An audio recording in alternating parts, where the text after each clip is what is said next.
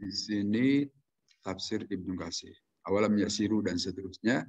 Yaqulu berfirman Allah Ta'ala, awalam yasir, apakah tidak melakukan perjalanan? Haula'il mukadzibuna, mereka orang-orang yang melakukan kebohongan-kebohongan itu. Birisalatika, terhadap risalahmu. Ya Muhammad, wahai Muhammad. Nah, maksudnya di sini Allah menegur, memberikan teguran kepada orang-orang Mekah saat itu yang didakwahi oleh Nabi Muhammad SAW. Coba itu sering-sering piknik, kira-kira itu bahasa kita ini. Kalau agak sulit menerima pandangan yang disampaikan oleh Nabi SAW, sering-seringlah piknik, sering-seringlah melihat dunia luar. Nah, itu istilah itu ternyata dalam Quran juga begitu. Apakah mereka tidak melakukan perjalanan, berwisata untuk belajar dari sejarah? Kayak belajar sejarah itu penting, mengetahui masa lalu itu harus. Karena Quran juga begitu mengisyaratkan supaya apa, terbuka wawasan gitu. Mengetahui sebagaimana dalam surat Al-Hasyr kan itu, ya ayyuhalladzina amanu taqullaha wal tandur nafsum ma qaddamat lighad. Wal tandur nafsum ma qaddamat lighad. Hendaklah satu diri melihat apa yang telah diperbuat masa lalu untuk ke masa depan. Jadi dengan demikian belajar masa lalu itu perlu, harus dilakukan oleh kita. Karena begini juga Allah memberikan pelajaran kepada makhluk, dalam hal ini yaitu orang-orang Quraisy itu, belajarlah ke orang-orang yang pernah hidup pada masa lalu. Ayanduru kaifa kana aqibatul ladzina kan. Maka hendaklah mereka itu melihat, nazar itu, yang dulu itu bisa dikatakan melihat menggunakan mata kepala, bisa juga nazar itu melihat dengan pikiran, dengan nalar. Itu nalar itu dari kata-kata nazar. Asalnya itu nazar bahasa Arab. Karena kita tidak biasa mengucapkan kata-kata dho, maka diganti dengan l, nalar. Sama seperti duhur kan. Gak enak mengucapkan duhur, maka diganti dho itu dengan l, lohor. Itu sama ini juga. Nador itu adalah jadi nalar bahasa kita. Artinya asalnya itu nador. Lihatlah, gunakanlah penglihatan langsung dan juga pakai pikiran. Jadi dalam hal ini disuruh diajarkan oleh Quran untuk melakukan wisata. Walaupun PKM Anda sudah lama tidak berwisata. Saksi wisata soalnya sakit kemarin jiwa. Perlu, karena begitulah di sini Al-Quran mengajarkan kepada kita ini. Lakukan belajar. Fil ardi dulu kaifa kana aqibatul ladzina kanu min qablihim. Bagaimana kesudahan orang-orang yang ada sebelum mereka. Aiminal umamil mukadzibati bil anbiya, itu umat-umat yang membohongkan terhadap para nabi. Mahal lebihim minal azab wan nikali, apa yang telah menimpa kepada mereka dari siksa dan nikal. Ya, nikal juga maksudnya kutukan, siksaan Allah. Ma'annahum kanu asyadda min haula'i quwwatan.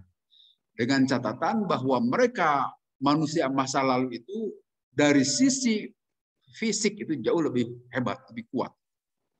Nah, sebagaimana kita ketahui, itu dimensi ukuran manusia itu dari waktu ke waktu itu mengalami perubahan. Dalam istilah kita itu evolusi mungkin gitu ya. Perubahan yang tadinya tinggi besar seperti diceritakan Nabi Adam itu 60 hasta. 60 hasta itu 20 meter lah gitu ya. Nah, kemudian makin ke sini mengerut gitu kan, karena makin banyak manusia. Kalau tingginya 20 meteran semua, wah susah. Ini tanah itu tidak cukup untuk membangun rumah. Makin mengecil. Nah, tapi manusia-manusia masa lalu seperti diceritakan pada kaum Samud, kaum Ad misalnya, mereka itu sampai ngorek gunung dan sampai sekarang itu masih ada sisa-sisa peninggalan mereka itu tanpa menggunakan alat bantu sebagaimana zaman modern saat ini. Kalau sekarang ada beko, ada alat-alat berat yang lainnya untuk mengorek gunung. Sekarang juga sama aja kelakuannya, itu gunung juga suka dirusak oleh manusia modern. Nah, zaman dulu pun begitu kelakuan, tetapi tanpa menggunakan alat bantu. Artinya betul-betul manual saja. Apa sebab? Karena mereka lebih asyadda quwwatan, itu istilah Quran. Lebih kuat dari sisi fisiknya itu. Karena dimensi perawakannya lebih tinggi besar. Wa atharon, dan juga jejak-jejaknya. Yaitu peninggalan-peninggalan sampai sekarang masih ada kan. Seperti di Yordania, di Petra, di daerah Yaman. Pokoknya yang banyak diceritakan dalam Al-Quran, itu masih ada sisa-sisanya saat ini. Peninggalan Fir'aun juga itu berupa apa? Yang di Mesir itu piramid juga masih ada itu. Nah, itu yang dalam bahasa Quran wa atharon, jejak-jejak mereka, rekam jejak mereka itu masih bisa silakan belajar, silakan lakukan wisata, dan di situ lakukanlah perenungan gitu, nalar tadi. Fayanduru, maka silakan lakukan nalar. Atharu fil ardi minal banayati wal ma'alimi wad roti. Nah, mereka telah meninggalkan jejak-jejak minal banayati berupa bangunan-bangunan ya yang terbuat dari gedung. Demikian juga di Italia itu ada kan peninggalan jejak-jejak zaman di Yunani. Di Yunani peninggalan zaman-zaman kuno, peradaban kuno itu. Di Cina juga ada tembok besar itu. Artinya manusia zaman dahulu itu dari sisi fisik lebih hebat. Coba membangun ribuan kilometer tembok Cina itu tanpa alat berat, bantuan sebagaimana zaman sekarang, itu kan suatu kehebatan. Demikian juga kita di Indonesia, candi-candi itu, Candi Borobudur, walaupun itu hasil renovasi sebetulnya itu. Tapi waktu awal-awalnya ya dibuat mirip-mirip seperti begitu juga. Wal ma'alimi, dan tanda-tanda dia roti, dan juga negeri-negeri yang telah mereka bangun, mereka tinggalkan, dan jejak-jejaknya masih bisa dipelajari. Malayak itu alaihaula, yang mereka itu silakan pelajari yang mereka kuasai dahulu tentu saja. Artinya dari sisi kekuatan, kehebatan sama saja. Manusia zaman dahulu juga menginginkan membangun budaya, membangun peradaban juga. Hanya caranya yang beda. Kan? Kemudian Al-Quran ayat yang lain di Al-Ahqaf juga menyatakan begitu. Walaqad makkannahum fi ma immakkannakum fi, dan sungguh kami telah menempatkan mereka, orang-orang masa lalu, di tempat yang sekarang kalian tempati. Artinya dulu itu ada jejak-jejak orang-orang masa lalu yang telah membangun negerimu itu dalam beberapa hal lebih unggul dibanding dengan kalian. Tanpa menggunakan bantuan alat-alat bantu yang hebat-hebat seperti saat ini, manusia masa lalu itu juga telah melakukan pembangunan pada dasarnya, membangun budaya dan peradabannya. Wa ma hadhil quwwah al-'azimah al-ba'sas syadid wal ba'sis syadid. Mereka kekuatannya demikian besar, rongkah, tetapi siksaannya juga berat juga. Akhadahumullah, Allah menyiksa bidurubihim, disebabkan dosa-dosa mereka. Wahia kufruhum birusulihim. Penyebab dosa-dosa mereka itu adalah kekufuran terhadap para utusan. Sebagaimana biasa manusia itu jika membangun peradaban, membuat karya-karya, masa seperti itu merupakan masa kejayaan, dan kemudian timbul merasa hebat, unggul. Maka pada saat itu timbul juga merasa sikap takabur manusia itu biasa. Silahkan berhasil membangun suatu hal, karya bisa berupa misalnya buku lah, bangunan lah, atau berupa arsitektur, berupa prosedur, sistem dan prosedur, aturan data aturan seperti undang-undang dan sebagainya. Kan tidak sedikit orang itu suka membanggakan diri. Tuh, waktu membuat undang-undang itu adalah saya yang terlibat. waktu melakukan amandemen Undang-Undang Dasar 45 itu adalah saya kan. Nah, itu bagian dari kebanggaan manusia terhadap karya-karyanya. Nah, jika itu tidak di-framing, jika itu tidak dibingkai dengan agama, dengan keyakinan kepada Allah, itulah yang akan menjadi bagian kesombongan sehingga merasa besar dirinya dan ujung-ujungnya menolak terhadap keterangan-keterangan Allah. Itulah yang terjadi pada manusia masa lalu. Mereka merasa hebat, merasa berjaya, mendaya gunakan dunia.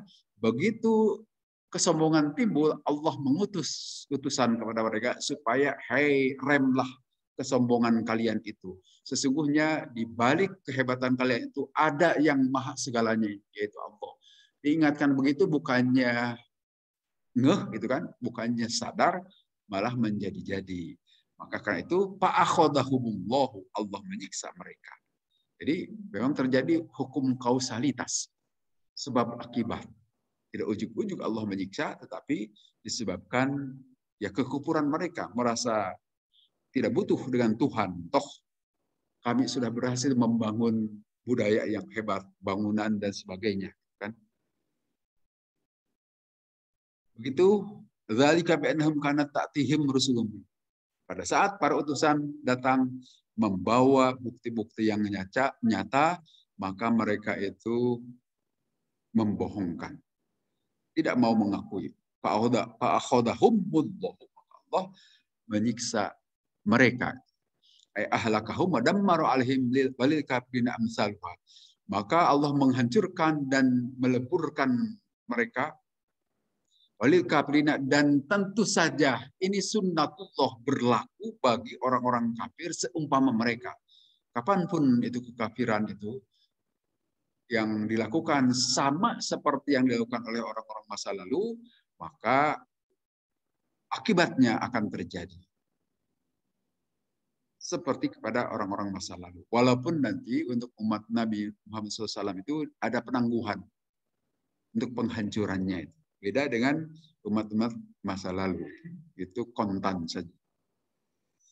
Kafaru mahadal bayan wal burhan kafaru wajahadu. Mereka kufur terhadap penjelasan-penjelasan dan dalil-dalil, kafaru dan menolak mereka. Allah menyiksa. Kemudian di ayat berikutnya, walaqad arsalna. Nah, secara umum Allah tadi memberikan penjelasan tentang sunnatullah, hukum-hukum yang berlaku dalam kehidupan ini, artinya siapa yang beriman tentu itu akan memperoleh ridho Allah, dan siapa yang kufur tentu juga akan memperoleh kemurkaan Allah. Nah, di sini Allah menceritakan kisah nyatanya, contohnya, contoh soal. Walaqad arsalna, dan sungguh-sungguh kami telah mengutus Musa, Nabi Musa, bi ayatina, dengan ayat-ayat kami.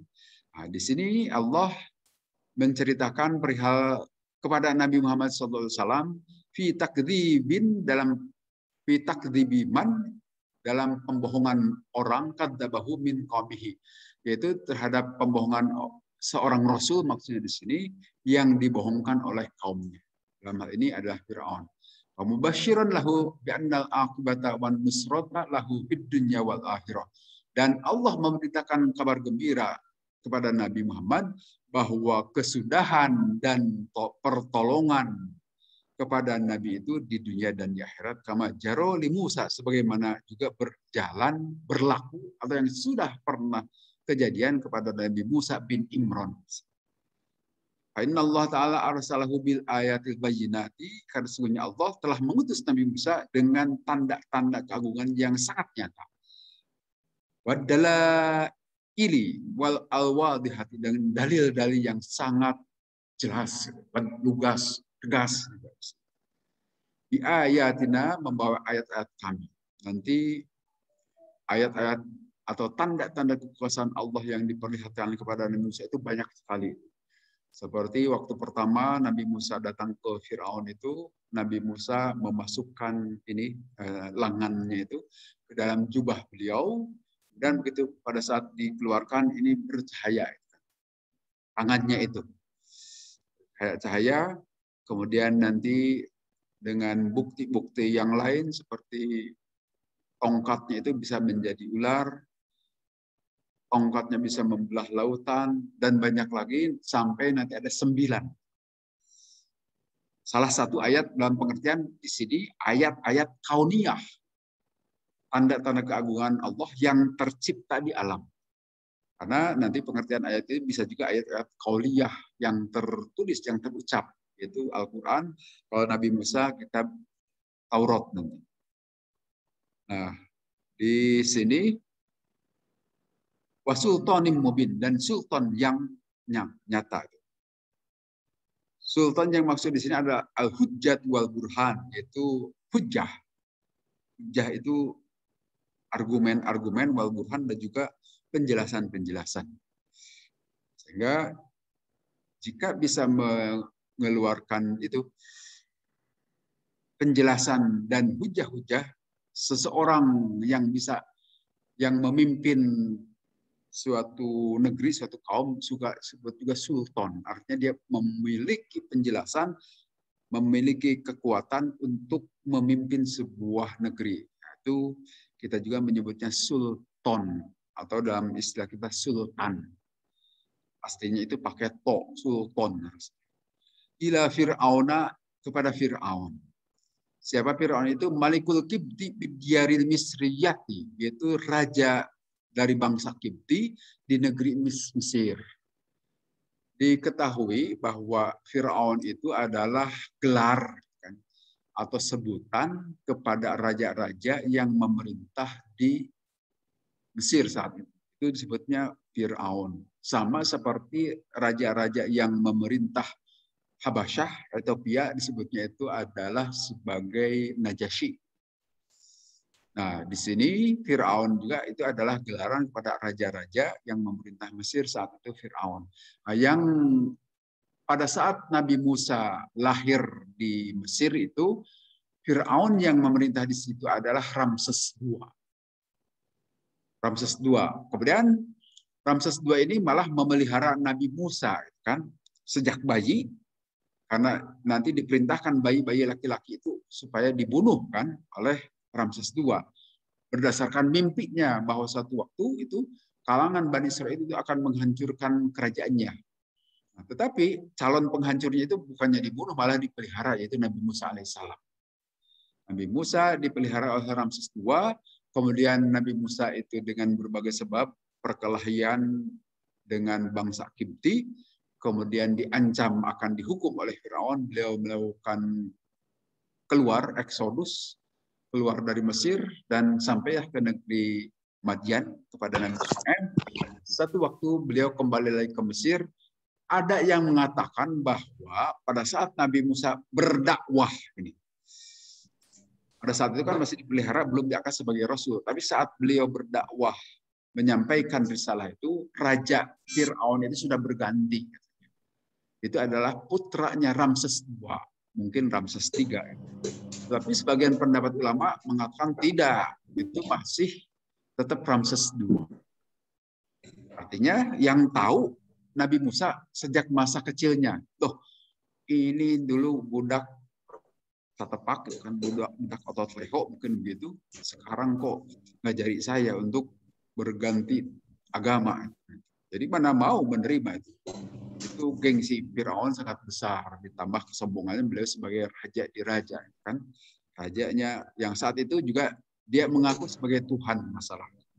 Tiba-tiba oleh Nabi Musa diajak supaya berganti agama, berganti keyakinan, menyembah Tuhan yang Maha Esa.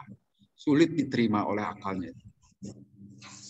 Ila Fir'aun, kepada Fir'aun. Wa Haman, dan juga Haman. Haman itu wazirun fi mamlakatihi. Itu adalah seorang menteri atau patih.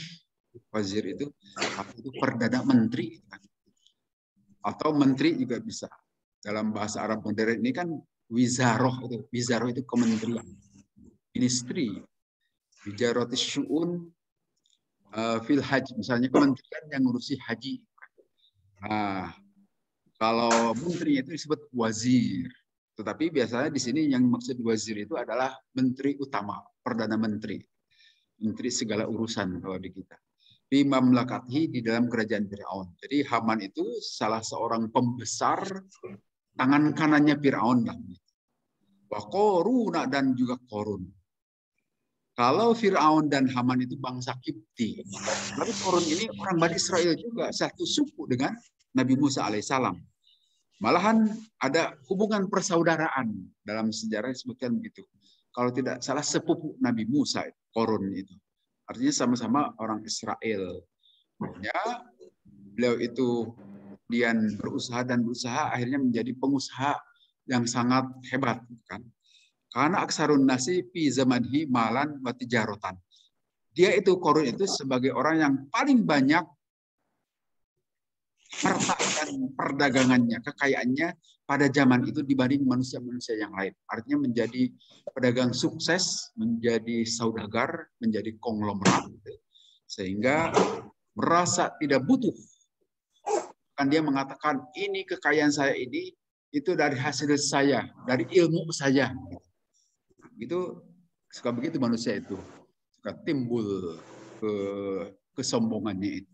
Potensi itu ada di semua orang itu, di semua orang, kecuali orang yang dibingkai oleh agama, bingkai dan mengamalkan, bukan sekedar dibingkai ngaku-ngaku muslim, tapi tanpa diamalkan tetap saja keluar juga itu sifat merasa hebatnya itu. Nah, di sini Haman atau Korun itu orang-orang Israel, tetapi dia itu sebagai pengusaha yang sangat sukses, sehingga mengatakan bahwa kesuksesan ini bukan dari siapa-siapa, tetapi dari usaha saya dan ilmu saya. Bahkan pada saat didakwahi oleh Nabi Musa alaihissalam, berkata sahirun kadzab. Aqalu, mereka berkata sahirun kadzab. Itu Musa itu tukang sihir yang banyak bohongnya. Kadzabuhu wa ja'aluhu sahirun mumakhriqan. Menuduh Nabi Musa itu sebagai tukang sihir.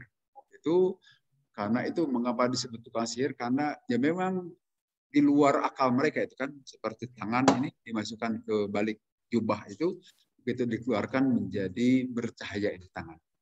Nah, itu dalam pikiran mereka itu mesti sihir. Demikian juga pada saat tongkat dilemparkan tiba-tiba menjadi ular, tiada lain dalam pikiran mereka kecuali itu adalah sihir gitu. Maka mereka menuduh Nabi Musa itu sebagai tukang-tukang sihir. Kadzalika ma atalladzina min qablihim min rasulin illa qalu sahirun aw majnun. Nah, memang demikianlah di ayat surat Ad-Dariyat juga, apa-apa yang datang kepada orang-orang sebelum mereka, sebelum orang Mekah maksudnya, dari seorang utusan, kecuali akan mengatakan itu tukang sihir atau majnun, orang gila. Biasa begitu. Zaman modern ini juga begitu, kan, kalau tiba-tiba ada orang yang memberikan hal di luar kebiasaan, menyampaikan sesuatu di luar kebiasaan, kita tidak langsung bisa menerima. Karena setiap manusia itu suka, ya memang punya potensi resistant to change, kan. Ada dalam dirinya itu untuk tidak langsung menerima. Kecuali kalau itu resistant to change tidak ada, malah menjadi pengikut setia itu. Malah ujung-ujungnya kultus, melakukan kultus. Tapi setiap manusia itu ada sebetulnya daya tahan atau potensi untuk tidak langsung menerima begitu saja. Kecuali orang itu sudah dipercaya, resisten to change tidak ada. Malahan dia mengikuti apa yang dikatakan, diinstruksikan oleh orang tersebut. Kalau resisten to change-nya, tingkat kepercayaan dia kepada orang itu sudah kuat. Malahan suka mengultuskan. Nah, dalam hal ini, perilaku itu ada sejak manusia pertama, sejak zaman dahulu. Jadi dalam hal ini, sifat-sifat manusia itu tidak berubah begitu sejak diciptakan Allah sampai nanti akhir zaman. Hanya caranya, pengungkapannya yang berbeda mungkin manusia zaman ini dan zaman dulu. Tapi sama saja polanya itu.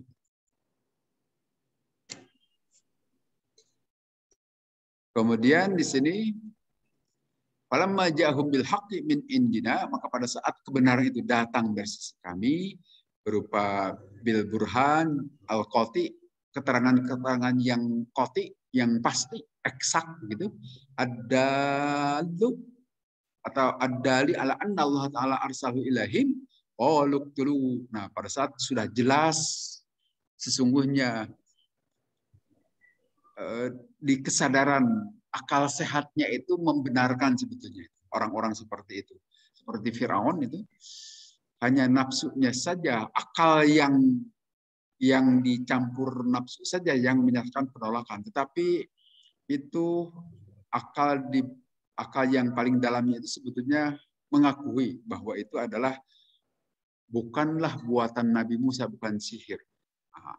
Akal yang bersihnya itu sebetulnya menerima. Hanya karena tadi dia merasa sebagai orang yang justru sedang dipuja-puja oleh masyarakat rakyatnya, tiba-tiba harus tunduk kepada seorang yang dahulu saya besarkan di istana saya. Kan ada perasaan gengsi yang besar, dia menolak. Bahkan di sini dikatakan uktulu, dulunya itu bunuhlah itu anak laki-laki orang-orang yang beriman kepada Nabi Musa dan biarkan hidup kaum perempuannya, yang perempuan-perempuannya. Ini kelakuan yang diperbuat oleh Firaun zaman dahulu. Kita bisa melihat sejarah yang sama berulang pada masa-masa modern ini. Wahada amrun sani. Itu adalah perintah kedua dari Firaun biqatil dzukuri bani Israil terhadap pembunuhan kaum laki-laki kaum Bani Israel. Nah, sedangkan perintah yang pertama itu pakana li ajri ihtiraji bin wujudi Musa. Perintah pertama itu bagaimana supaya keberadaan Nabi Musa ini bisa dilenyapkan, bisa dinyahkan. Berbagai macam cara dilakukan. Sama saya seperti zaman ini juga kan, Pak. Berbagai macam cara bagaimana orang yang menurut penguasa ini mengganggu, kata-katanya mengganggu, dakwahnya mengganggu. Bagaimana diupayakan supaya dia itu bisa dibungkam. Kalau sekarang agak modern caranya itu. Kalau dulu zaman Firaun bunuh saja itu Nabi Musa. Kalau sekarang bunuh saja pengawalnya dulu. Nah, yang itu dengan berbagai macam cara rekayasa hukum supaya tidak bebas berkeliaran. Perilaku itu sama saja. Firaun zaman dahulu dengan Firaun zaman sekarang. Tidak suka kebenaran.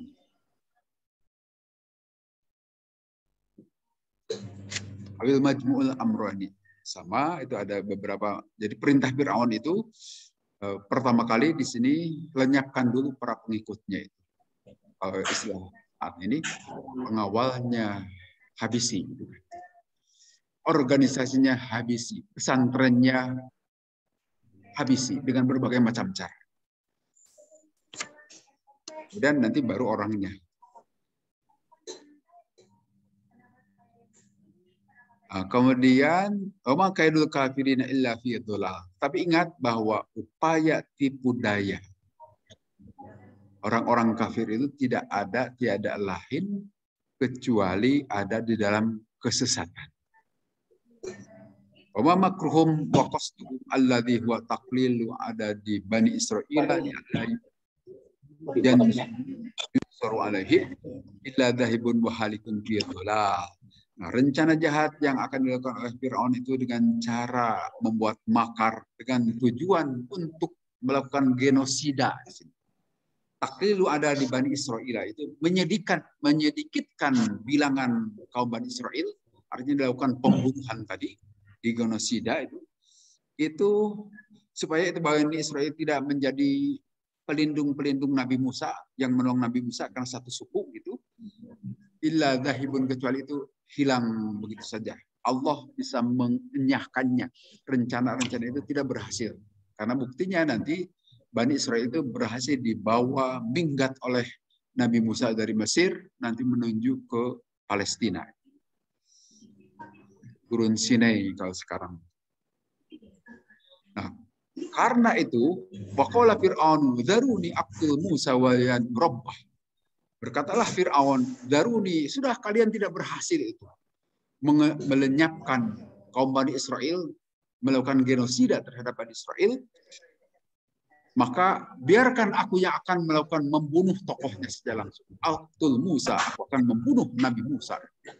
Wal yad'u rabbah, dan biarkan Musa itu merengek-rengek meminta pertolongan kepada Tuhannya. Akan saya lakukan dan membunuh Nabi Musa dengan tangan saya sendiri. Aqtul, sendiri akan membunuh Nabi Musa. Wahada azmun, itu adalah azam. Azam itu rencana.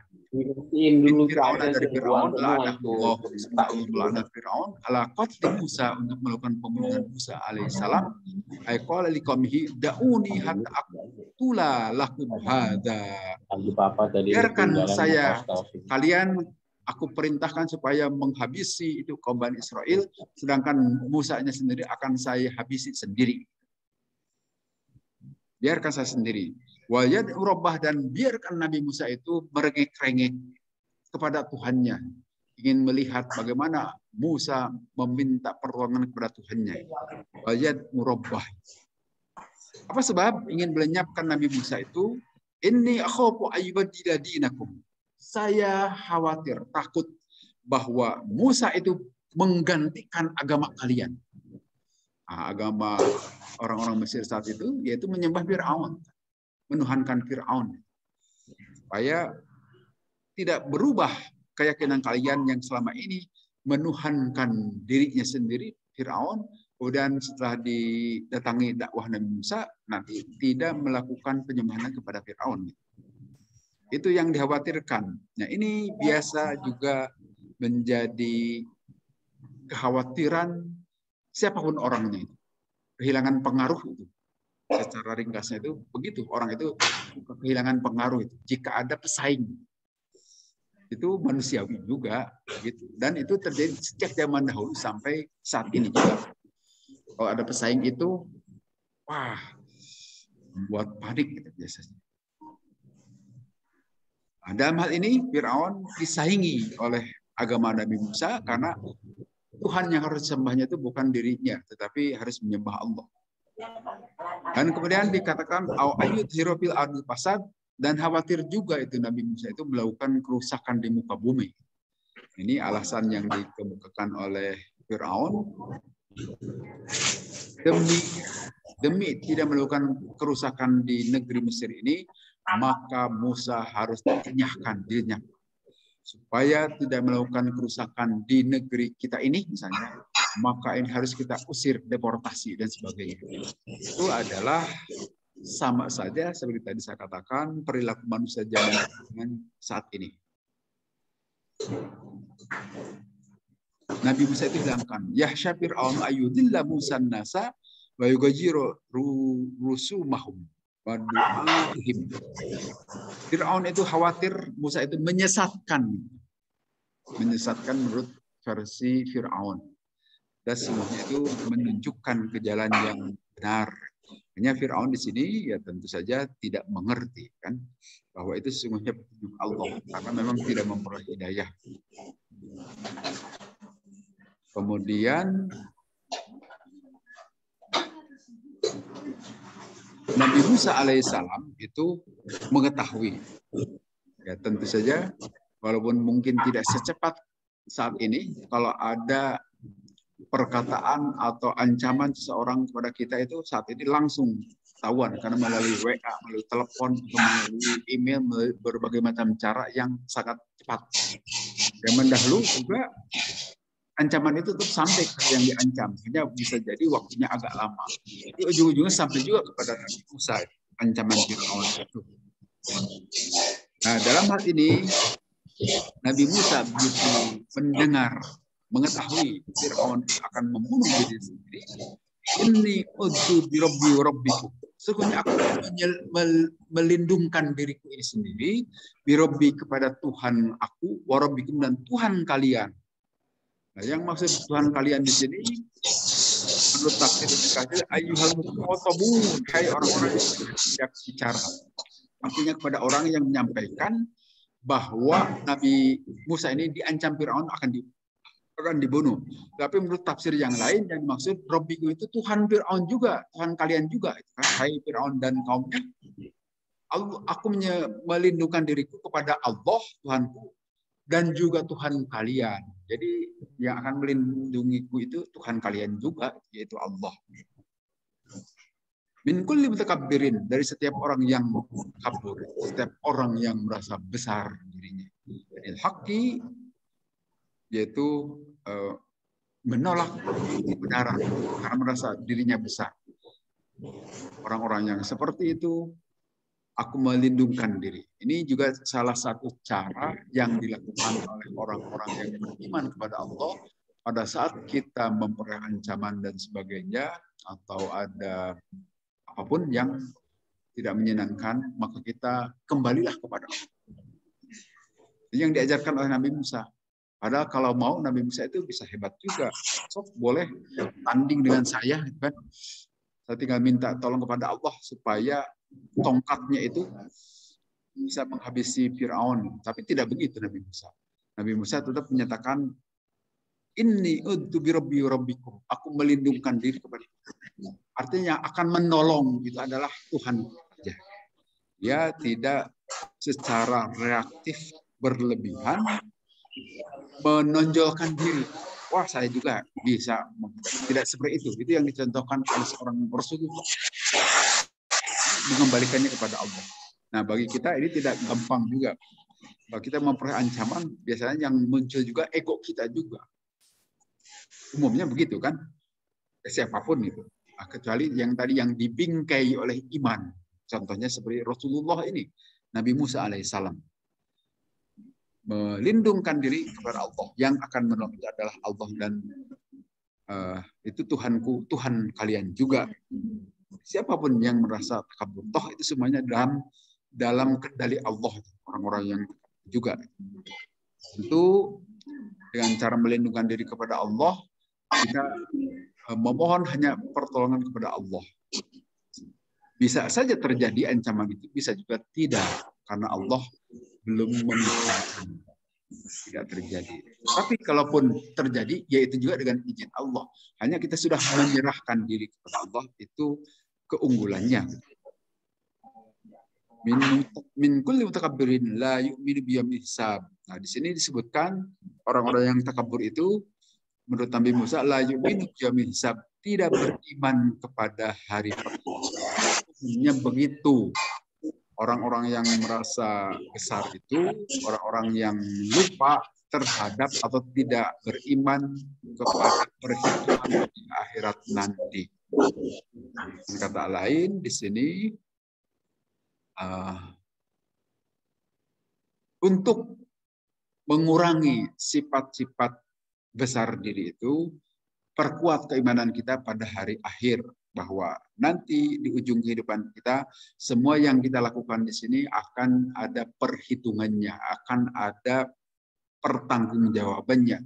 Tentu saja setiap orang itu menginginkan supaya pertanggungjawabannya itu diterima dan tidak bertele-tele, tidak menyiksa sendiri, maka harusnya disederhanakan. Apa yang harus dipertanggungjawabkannya. Artinya sesuatu yang tidak perlu, ya tidak usah dilakukan sekarang. Toh semuanya harus dipertanggungjawabkan. Itu yang menghisab juga perhitungan orang-orang yang berhitung banyak.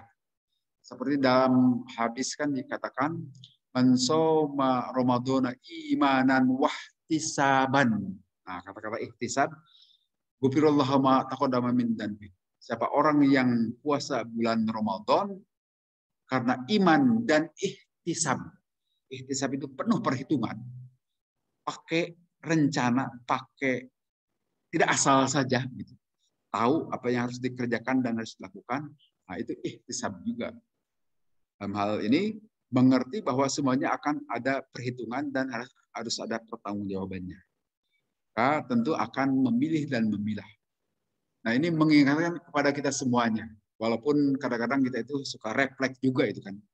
Alam bawah sadar yang suka merespon kondisi-kondisi kehidupan ini. Kadang-kadang bawah sadar itu ya memang tanpa yang namanya juga bawah sadar kan, refleks saja merespon. Padahal sebetulnya itu tidak mencerminkan keberimanan kepada hari akhir. Ya, seperti reaktif tadi ya. Reaktif dari kita, ego kita langsung muncul. Nah, tapi setelah dipikir-pikir, oh itu salah. Nah, itu berarti sudah sadar. Tapi kadang-kadang suka muncul respon yang bawah sadar. Tapi kalau bawah sadarnya juga selalu, karena yang di bawah sadar itu sebetulnya awalnya dari kesadaran. Nah, kalau kesadaran ini dikaitkan dengan keberimanan kepada hari akhir, maka insya Allah bawah sadarnya juga akan ada yang disertai keimanan. Seperti misalnya begini, kalau kita tiba-tiba terjatuh, nah kan suka reaktif, kita itu bereaksi. Apa yang kita ucapkan? Kalau yang biasa kita ucapkan itu kesadaran bahwa ini terjadi dari Allah, maka ucapannya innalillahi kan. Tapi kalau biasa kita dengar dengan kata-kata mengutuk diri sendiri atau mengutuk pihak yang mencelakakan itu, maka begitu kita terjatuh itu haram jadah. Itu kan keluar dari bawah sadar. Ada hal ini tergantung bawah sadar itu dikaitkan dengan kesadaran sehari-hari sebetulnya. Nanti kesadaran sehari-hari yang biasa kita lakukan itu akan mengendap dari jadi bawah sadar. Seperti sadar misal kita, setiap waktu selalu dipanggil untuk sholat adzan, diingatkan. Nah, nanti kalau biasa terus bertahun-tahun kita itu mengerti bahwa ini panggilan untuk sholat berjamaah dan seterusnya, itu akan mengendap juga di bawah sadar. Begitu sudah mengendap di bawah sadar, kita itu begitu mendengar adzan itu reaksi, wah, hentikan kegiatan yang lain. Kecuali yang sangat penting, maka harus merespon. Nah, itu reaksi itu dari bawah sadar. Karena selama ini itu adalah kesadarannya memang disertai keimanan. Nah, itu yang dikaitkan dengan al-hisab.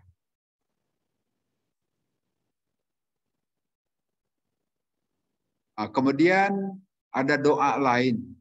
Jika memperoleh ancaman seperti itu, Rasulullah mengajarkan seperti ini. Karena idza khaufa qauman, jika kita khawatir terhadap sebuah kaum atau ancaman pihak lain, maka doa ini boleh dibaca. Allahumma inna na'udzubika min syururihim wa nadra'ubika fi nuhurihim. Wahai Allah, saya melindungkan diri kepadamu dari keburukan-keburukan itu kaum, dan juga aku mengembalikan kepadamu, minta perlindungan yang maksud di sini dari min fi nuhurihim, dari nuhurihim apa, tenggorokan mereka. Dalam arti mungkin bisa jadi ucapan kata-kata yang supaya tidak keluar kata-kata yang mengancam atau yang menyesakkan. Mohon itu genggerongan ke bahasa Sunda kan, supaya mereka itu tidak berkata-kata yang tidak menyenangkan, mengancam dan sebagainya. Minta perlindungan kepada Allah. Ini yang dibaca oleh Nabi dalam sebuah hadis yang diriwayatkan dari Abi Musa. Allahumma inna na'udzubika min syururihim wa nad'ubika fi nuhurihim.